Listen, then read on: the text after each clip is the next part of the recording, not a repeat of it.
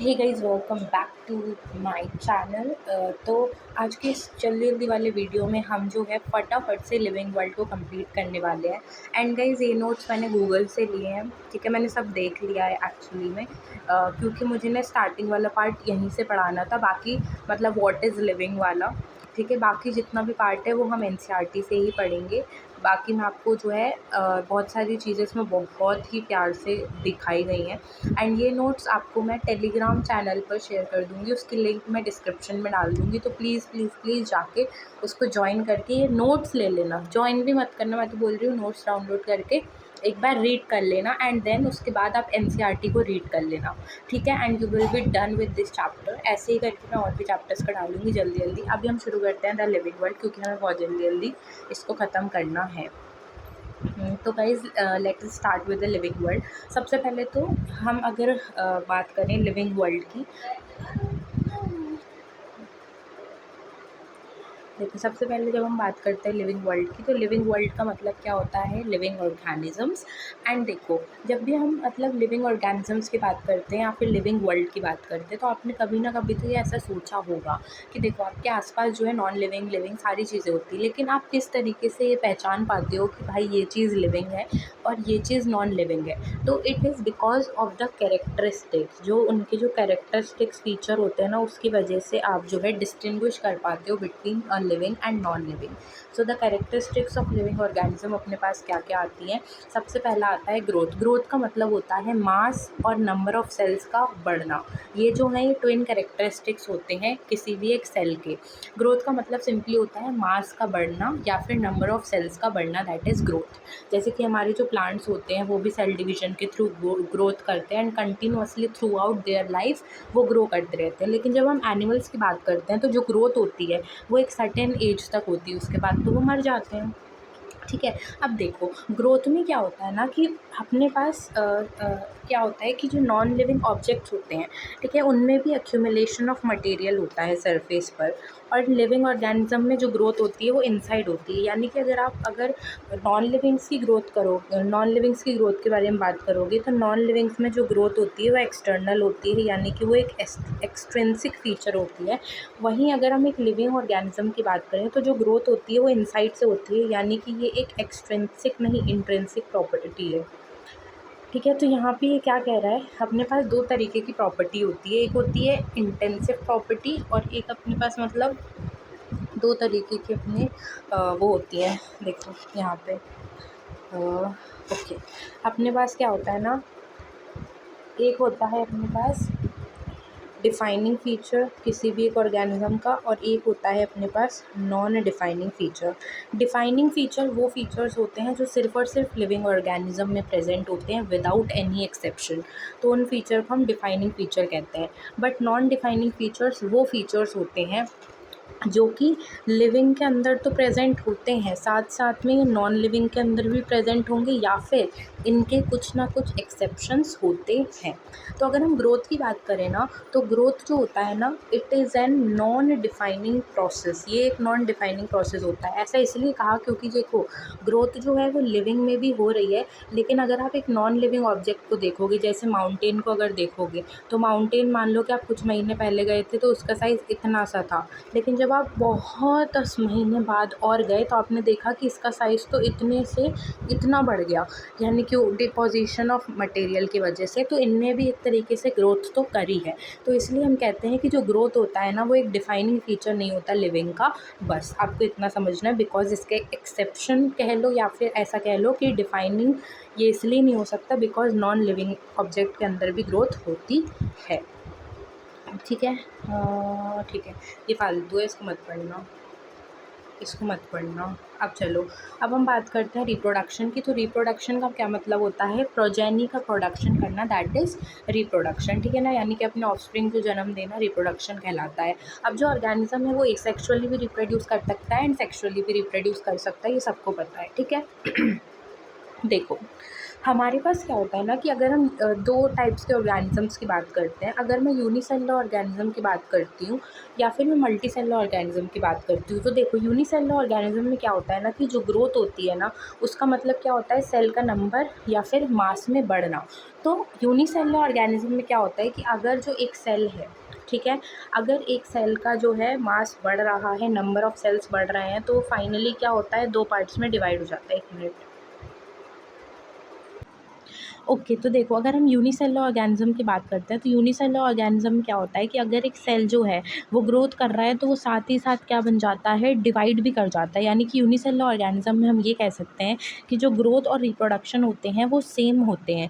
यानी कि अगर एक ऑर्गेनिज़म यूनिसेलुलर वो ग्रो कर रहा है, इसका मतलब है वो डिवाइड कर रहा है। जैसे कि अमीबा जो है, ठीक है, वो जब ग्रो करता है तो अपने 2 डॉटर सेल्स बना लेता है। तो एक तरीके से ये रिप्रोडक्शन भी हो गया एंड ग्रोथ भी हो गया। लेकिन अपने पास अपना जो वैसे ऑर्गेनिज़म्स हैं, जो मल्टी सेलुलर ऑर्गेनिज़म है, उनके अंदर ऐसा कुछ भी नहीं होता। बस यूनिसेलुलर के अंदर क्या होता है, जो ग्रोथ और रिप्रोडक्शन अपने पास होते हैं वो सिनोनिमस होते हैं, यानी कि एक के साथ एक चलते हैं, ठीक है।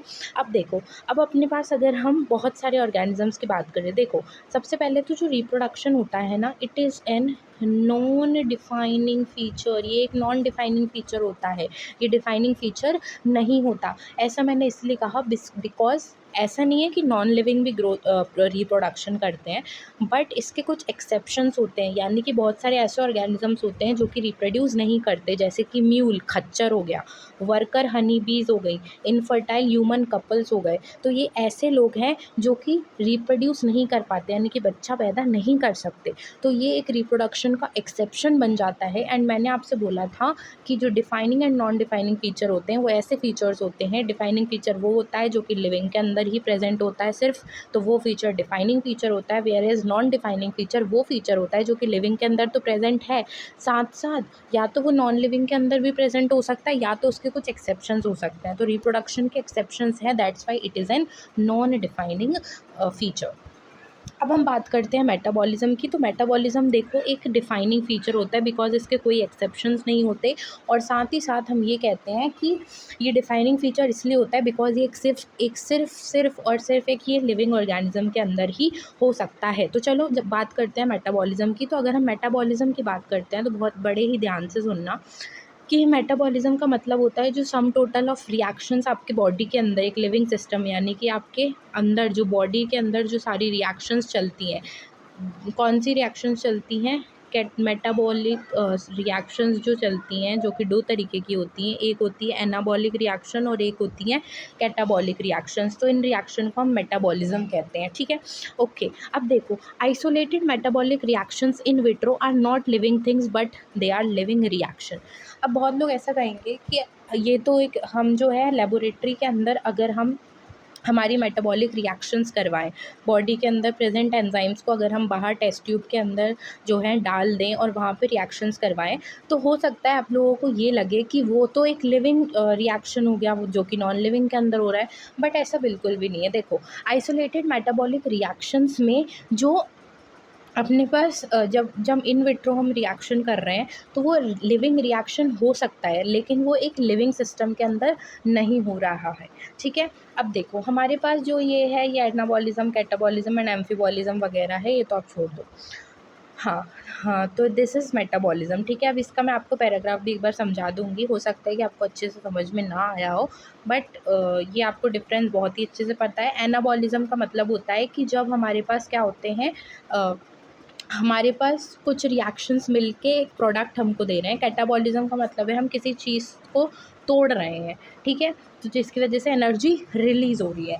अब हमारे पास चौथा आ जाता है अपने पास सेल्युलर ऑर्गेनाइजेशन। अगर मैं सेल्युलर ऑर्गेनाइजेशन की बात करती हूँ, तो देखो हमें पता है कि जो हमारी बॉडी है वो सेल्स से मिलकर बनी है। सिर्फ सेल्स से टिश्यू, टिश्यू से ऑर्गन, ऑर्गन से organ system and various other things, ठीक है?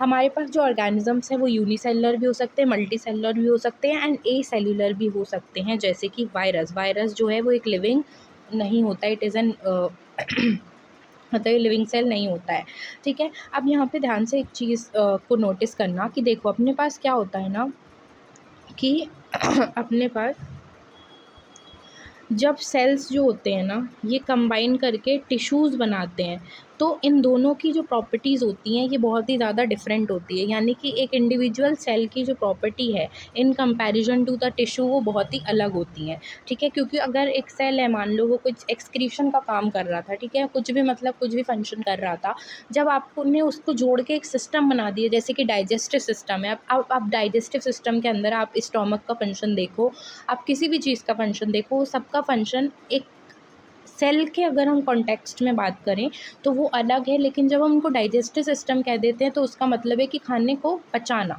तो ऐसे करके आपके पास यहाँ पे होता है। अभी मैं एनसीईआरटी का भी एक बार रिकैप करवा दूँगी तो आपको समझ में आ जाएगा।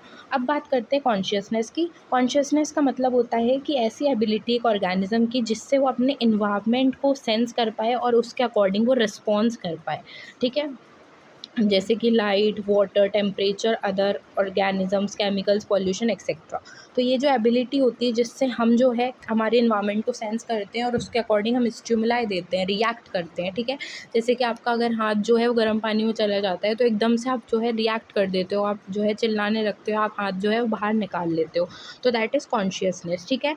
एंड वेरी इंपॉर्टेंट कि जो ह्यूमन्स होते हैं वो सिर्फ़ और सिर्फ इकलौते ऐसे ऑर्गेनिजम्स होते हैं जिनके अंदर सेल्फ कॉन्शियसनेस होता है, ठीक है। देयरफॉर हम ये कह सकते हैं कि सारे जो ऑर्गेनिजम्स हैं वो अपने सराउंडिंग के लिए अवेयर होते हैं, and that's why the consciousness जो होता है वो एक डिफाइनिंग फीचर होता है। अब आप एसी के रिमोट से अगर कहोगे, एसी के रिमोट को आप चाहे लाते मारो, चाहे आप घूंसे मारो, चाहे आप उसे दबा दबा के मार डालो, क्या वो रिएक्ट करेगा? क्या वो आपको उल्टा मारेगा? नहीं। तो ये नॉन लिविंग में नहीं होता, ना ही इसके कोई एक्सेप्शंस होते हैं। Consciousness is an feature of an living organism, ठीक है। अब हम बात करते हैं diversity in the living world की। वेरी इंपॉर्टेंट, देखो हम बहुत ही जो है क्रिस्प मैनर में ये चीज़ें कर रहे हैं, ठीक है, बिकॉज डिटेल वाला टाइम नहीं है अभी, बहुत ही क्रिस्प मैनर में चीज़ें हो रही हैं, तो प्लीज़ आप थोड़ा सा अपनी तरफ से भी एफ़र्ट्स लगाएं, ठीक है। अब हम बात करते हैं, देखो डाइवर्सिटी की अगर हम बात करते हैं तो डाइवर्सिटी का मतलब होता है कि डिफरेंट जो स्पीशीज़ हैं जो कि हमारे इस अर्थ पर प्रेजेंट हैं,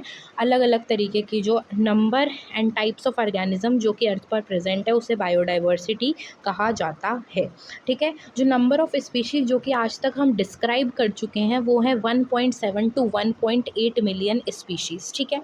अब देखो हमारे पास कुछ पॉइंट्स आते हैं, एक मिनट,